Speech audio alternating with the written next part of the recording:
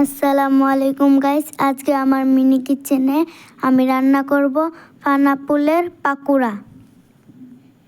তো পাইনাপেলগুলো খুব সুন্দর দেখে আমি নিয়েছিলাম খেলার জন্য। তো আমার আম্মু বলল এই পাইনাপেল দিয়ে পাকোড়া তৈরি করে খাওয়া যায়। পাকোড়া তৈরি করার জন্য প্রস্তুত করতেছি। এখন আমি ফুলগুলোকে ডাটা থেকে আলাদা করে নিচ্ছি। তো আমি এখন ফুলগুলোতে পানিতে ভিজিয়ে ভালো করে ধুয়ে নিচ্ছি। আমি ফুলগুলোকে জমির আইল থেকে নিয়ে আসছি খেলার জন্য। তো এখন তো আমি ফুলগুলোকে যখন পাকোড়া করে খাবো তাই ভালো করে পাকোড়াগুলো আমি ভালো করে ধুয়ে নিচ্ছি, সাথে আমার আম্মু আমার সাথে ধুয়ে দিচ্ছে। পাইনাপেলগুলো ভালো করে ধুলে আর কোনো সন্দেহ থাকবে না। তো এখন আমি একটা পেঁয়াজ কুচি করে পাইনাপেলের মধ্যে দিয়ে দিচ্ছি, আর স্বাদ মতো লবণ, পরিমাণ মতো হলুদ, পরিমাণ মতো মরিচ দিয়ে দিচ্ছি।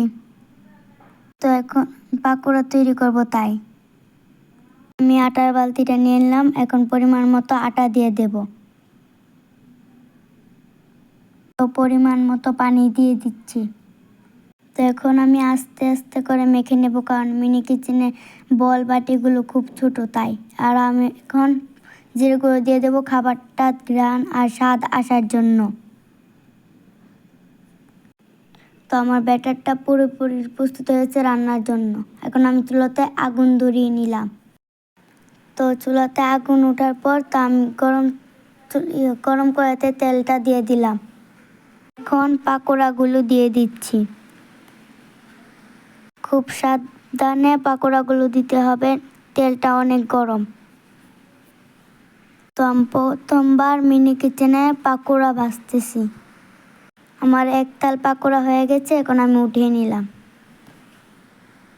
তো আবার আমি আর এক কড়াই পাকোড়া দিয়ে দিচ্ছি। পাকোড়াগুলো হয়ে গেছে, আমি উল্টিয়ে পাল্টিয়ে পাকোড়াগুলো নামিয়ে নিচ্ছি। রান্নার কাজটা আমার কাছে বেশ আনন্দ লাগতেছে। পাকোড়া তেলটা শেষ হয়ে গেছে, তাই আমি বড় করে একটা পাকোড়া বানিয়ে নিচ্ছি। তো পাকোড়াটা উল্টিয়ে পাল্টিয়ে আমি ভালো করে নাড়িয়ে নিচ্ছি। তো আজকে আমার পাকোড়া ভাজা বেশ দারুণ হয়েছে। তো আমি আর আমার এক চাচাতো ভাই মিলে মজা করে পাকোড়াগুলো খাচ্ছি। পিছনে কিছু প্রতিবেশী আছে, তাদেরকেও দিয়ে দিচ্ছি। বেশ মজা এই পাকোড়াগুলো, আপনারাও বাসায় এই পাকোড়াগুলো তৈরি করে খাবেন।